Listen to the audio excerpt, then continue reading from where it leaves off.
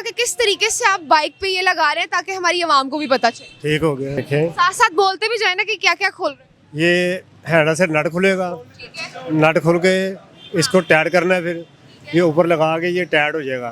Tight होने के बाद ये राड आपका कंप्लीट हो जाएगा। ये ले सिर्फ नट के ऊपर ये रॉड लगेगा जो आपने ये तैयार किया 4 फुट का। हाँ जी। तो आप अस्सलाम वालेकुम, वालेकुम सलाम।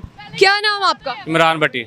इमरान भाई, मुझे ये बताइएगा कि सेफ्टी रॉड मैं देख रही हूँ आपकी बाइक पे भी लगा हुआ है, जी तो कितने का खरीदा है? ये मैं खुद बना रहा हूँ सेफ्टी रॉड, ठीक है। और गवर्नमेंट ने शायद अनाउंस किया था कि हम पहली तारीख के बाद चलान शुरू करेंगे, और चलान जो है वो कैमरे से मतलब स्टार्ट हो जाएगा।